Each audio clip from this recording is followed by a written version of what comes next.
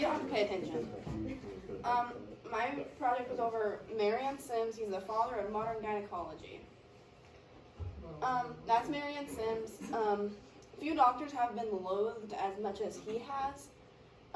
He developed new methods to women's health and is now dubbed as the father of modern gynecology. In 1876, Sims was named president of the American Medical Association. In 1880, he founded an organization, the American Gynecological Society, and named himself the president. Sims would practice his work on enslaved African American women with absolutely nothing to help with pain or numbing. Sims cared more about the knowledge gained from the procedures than actually helping the women get relief. Sims operated under the false, yet widely common for the time, notion that African American people could not feel any pain.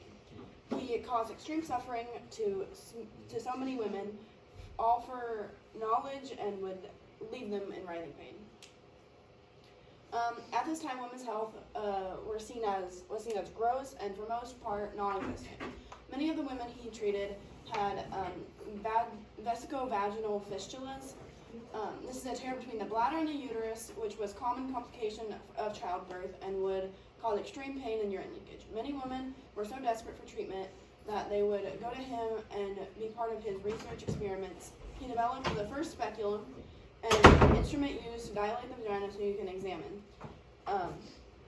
Modernly, they just kind of like open up like an alligator mouth, but that one, it pretty much turned. Yeah, and scraped, yeah. That was Sims' practice in Alabama. This is his Mount Miet's home. He lived in Alabama. His practice was actually an old bakery. Sims began his practice in Lancaster. After 2 infants died in his care, he closed in less than 2 years. He then moved to Macon County, where he would go on to treat many enslaved women for a few plantations in the surrounding areas. In 1841, after suffering bouts of malaria and intestinal disorders, he moved into Montgomery County, Alabama, where he would continue practice until 1883. Lucy Betsy and Antarctica.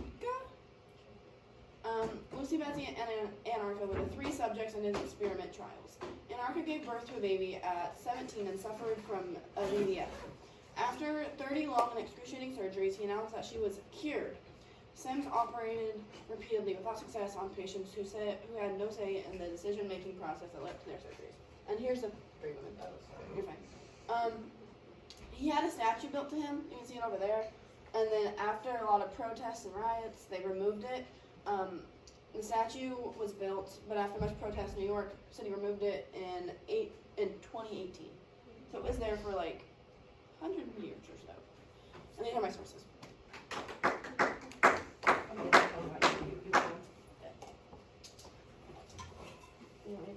Did you guys learn about gynecology? Thank you. Oh, it's still going.